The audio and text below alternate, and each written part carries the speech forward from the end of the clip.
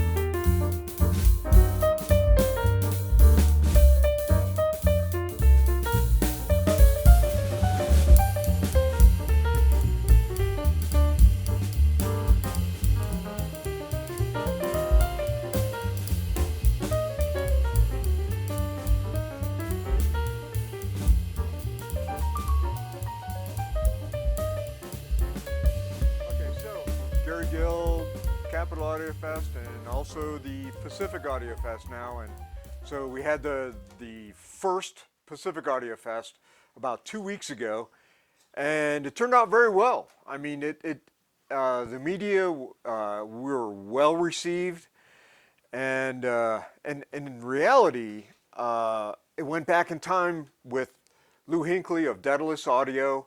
He has been a steadfast vendor at Capitol Audio Fest, and he approached me a couple years ago, and finally I gave in. I said, okay, let's do it. So I no longer have a day job. I don't do construction management anymore, and now it's just the Pacific and the Capitol Audio Fest. We went there and we had, I think, close to 54 rooms. It was fairly well attended. It could have always been more, but I think we learned from it. We made some mistakes, and we're growing from it, and we're planning on being in the same hotel, the same everything, except we've learned and we're going to progress. It'll be next year in June. But this year the Capitol Audio Fest we're ready to go. And right now I'm November 11th through the 13th. Right now I'm at about the 70 room range, and I'm hoping to be 80 some odd. I'd love to be at 90, but I'm working it. We're pushing it. And we have a lot of new vendors. Some new vendors are coming from the West Coast, but people are emailing me on a daily basis. So we're hoping that we continue to grow and expand, doing more advertising, and we're going to push it along. Everybody's going to have a great time.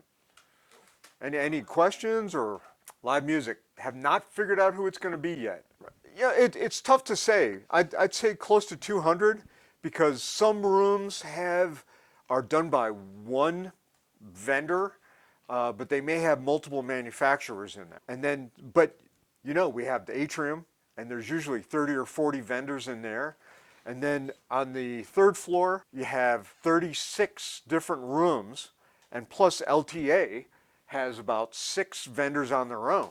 So they bring in other headphone manufacturers. And then now I've sold out the 5th floor, which is another 30 rooms. And now we're selling out the 6th floor, of which the club room will be on. So we're gonna, there should be, I'm thinking 80-ish rooms. So I think we're gonna have, my guess is about 200 different vendors. Yeah, yes, just one other thing though, because Gary's going to try to squeeze this room out. We got to make sure we have plenty of volunteers from DC Hi-Fi Group. We want at least 20 volunteers available. For that'd be great. That's for the probably 3 days. excessive. 20 well, but to have available because we can split them up between the room, you know, our own room, and so that thing. But we want to make sure we have enough volunteers. Yes, and you get, and there's certain benefits you get. You get free entry into the show. Correct. Right? Yeah, and, correct. But I did recently. We now have a free pair of speaker giveaway by Amped America. Cool. It's a $1,200 pair of speakers. If you purchase your tickets online, you'll be eligible for a free pair of speakers, brand new in the box. I think eventually we're going to do a lot more QR codes with when you go up to, say, the Monroe room, there'll be a QR code and you'll see who's in the room with them, what manufacturers, etc., and you have links and everything. There'll be more information. We're trying to go more digital, but you know, it's a slow process. But you know, one thing for live music for the show, I mean that room where the Washington room is for guest speakers. Right, I mean, right. At one time we had live music in there. We did. But it's hard to get people from the bar. They don't Yeah. want to leave the bar Yeah. and go into the live music room. So we're probably going to continue to have our live music in the bar. Okay. I don't know If the band has their own PA, then they're probably fine. But if not, we have the PA available. Right. Yeah. Any other questions for Gary? Yeah. Anyway, thank you. Yeah. Thank you.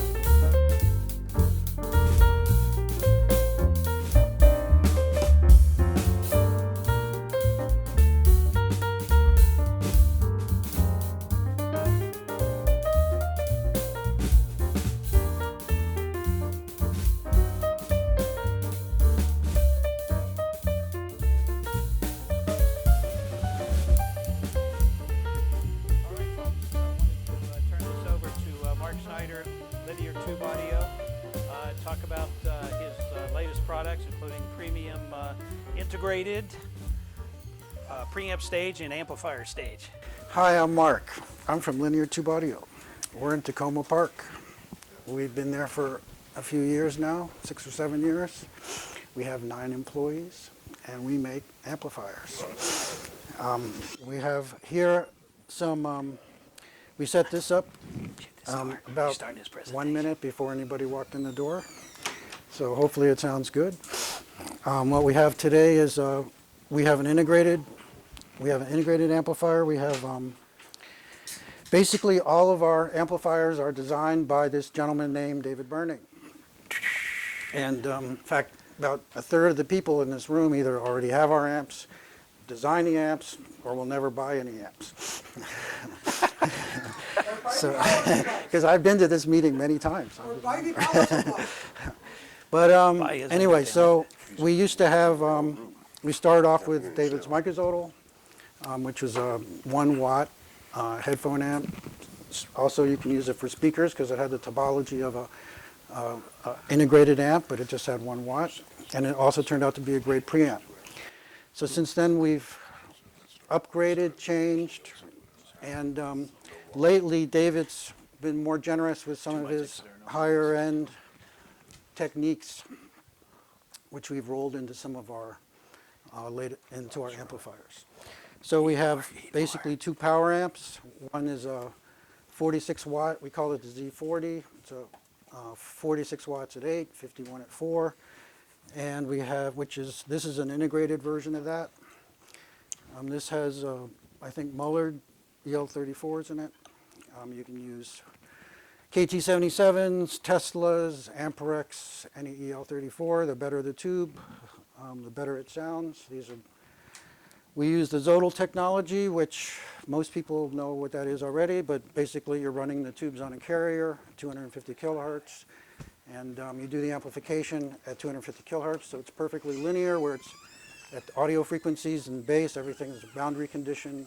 100 hertz and below is a boundary condition when you're going from 20 to 20,000, and everything, tubes, transistors, is nonlinear. So by doing the amplification at the higher frequency and then removing the carrier, it's the same thing that very similar to FM or AM, where your music goes on the carrier and your receiver removes the carrier, you're left with the music. You also get 3 times the tube life. We run the tubes at double the rated voltage. So these 350 or 400 volt tubes are running at 1,000 volts in here, and the reason they don't explode is because 1/3 the current. And because of 1/3 the current, you get 3 times the tube life, 1/3 the heat. Don't try this with your regular tube amp because your hand will burn off. You can't really heat your house with it. But you also get double the voltage swing. So it's a very dynamic, very fast amplifier, and there's no output transformers, which a lot of people think David designed it for the output transformers, and maybe that was just a byproduct of running it on a carrier. You have to ask him. But anyway, because of that, you don't get the intermodulation distortion, and so you get a very clear and a very realistic, our frequency response. Most people is 20 to 20,000 plus 3, minus 3 dB. We are 8 to 60,000 plus 0, minus 0.5 dB. So you get extreme accuracy. You get a lot of, we're known for the imaging and the sound stage, so it's a lot easier to fool your brain when it's an accurate representation of the original performance, because your brain and your ears are highly calibrated, as you know. So anyway, so what we did this last year was do the plus versions, if you will, where we rolled some of David's, what he uses in his ultra expensive amplifiers that we don't make, that some other guy makes, and put some of those techniques into here and got some real improvement. Yeah. We also have the separates. This preamp goes, this integrated goes for about 7,500. This is a power amp. We have an ultra linear, which is a 20 watt amp. It's very set-like. It has all the detail of any solid state amp. So this is the 40 version. It has a little less detail. But another thing that we do that David typically didn't do in his amps is we use some of the more exotic components, like audio note resistors. So we don't like audio note, super expensive, not nice people to deal with, but they have the tantalum resistors, which no one makes anymore. The Japanese used to make, but you get a lot more mid-range detail with those resistors, for instance. So anyway, we got this, and has a phono preamp. We use a Lundahl step-up transformers.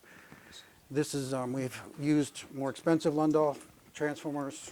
The phono preamp, we just have the inside the integrated version right now.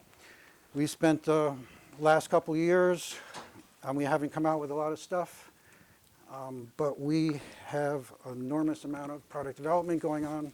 And since I have this thing, I'm not telling you about it because I can't have it on the internet until it comes out. But we have a lot of good stuff, but it's mostly headphone market type of things. We're the 2-channel, we sell to both, and we have 9 employees, so the 2-channel market kind of goes like this. The headphone market there's a lot more business going on. So we're just focusing. We started off in the headphone market. We ended up in the 2-channel. Now we're just we've done a lot of cost reduction in the last year, and really try to remove a lot of the labor out of the Zodal technology, and are finally getting some of the results of that. So we hope to have maybe a new amplifier at CAF, and maybe a different amplifier at Expona. But these are newer versions of what we had by using this, what we call the Plus. And anyway, we do a lot of things. We use ceramic circuit boards. We use Mundorf caps sometimes. We use a lot of techniques that other people talk about a lot, like the thickness of their boards and how much copper they put on it and all this stuff that they have. I see a lot of YouTube videos for other manufacturers, and we should probably do more videos because we have all that stuff in here plus, and it's but you have to read, a detailed website to find that out. So anyway, we went to Pacific. It was a really great show. It reminded me of CAF when it first started out. It's kind of in a woodsy hotel, so it was kind of like CAF in the woods.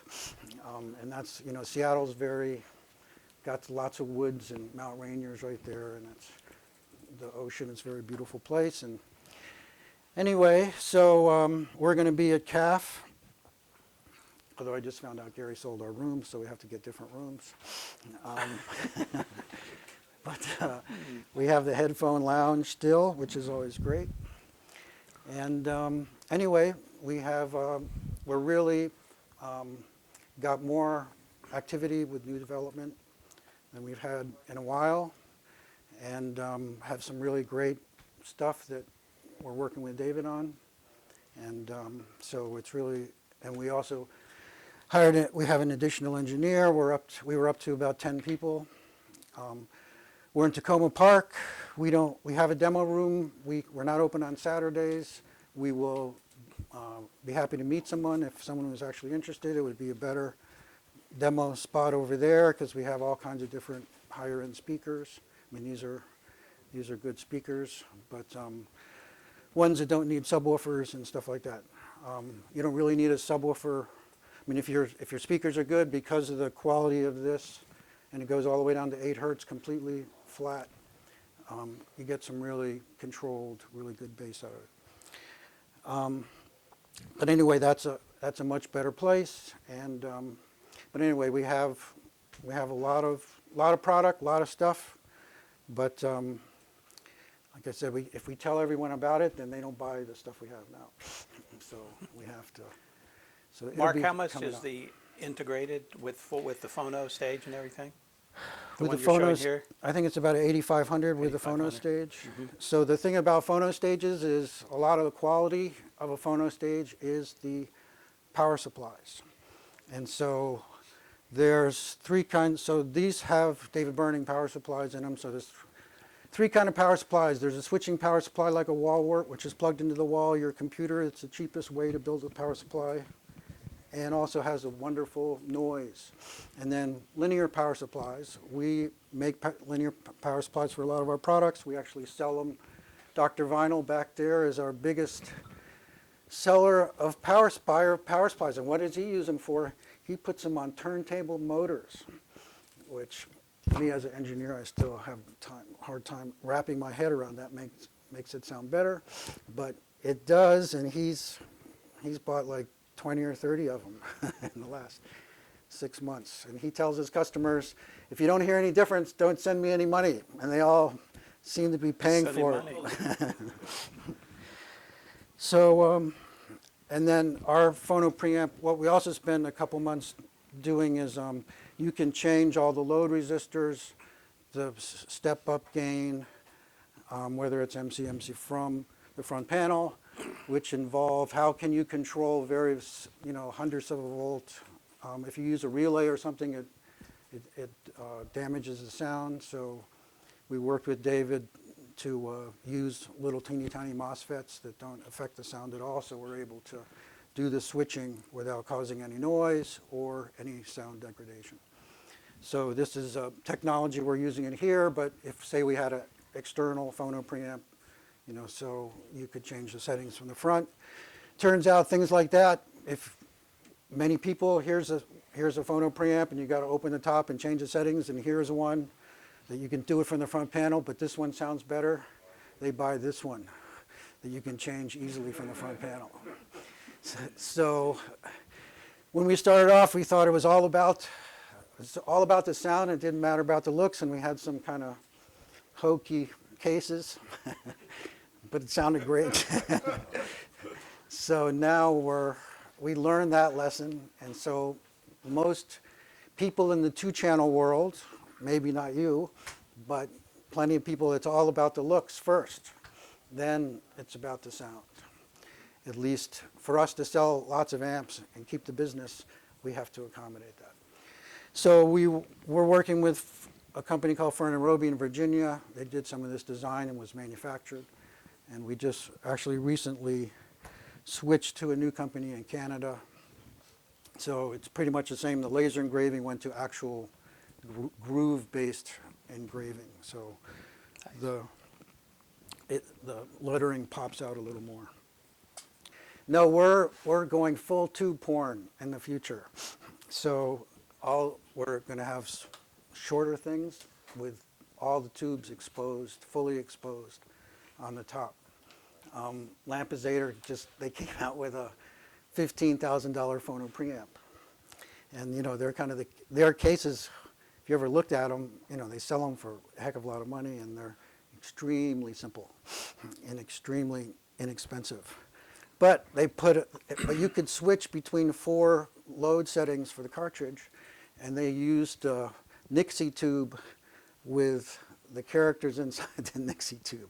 So yeah, so everyone's full tube porn. So anyway, that's where we're headed. But these are going to be around for a while. That's our. We also have the separates. That's our flagship preamp, which goes for $5,700. And it has clarity caps, ceramic boards, 100,000 UF of storage in the power supply, Mundorf caps, all kinds of, anything that makes it sound better, Bellison regulators.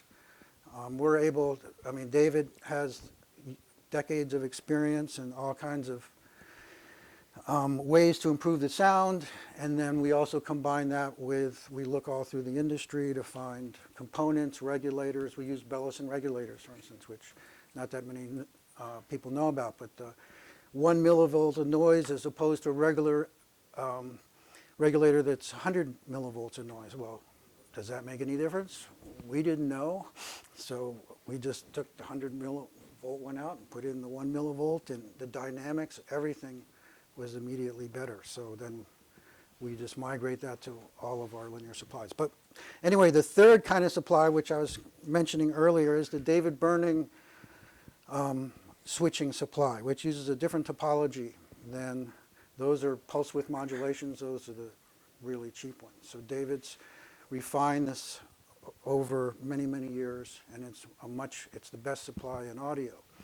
So the nice thing is when you have like a phono preamp, when 70% of the sound probably is based on the quality of the power supply, when you buy one of these things, you already have that power. So we don't have to build a whole separate power supply to put the phono.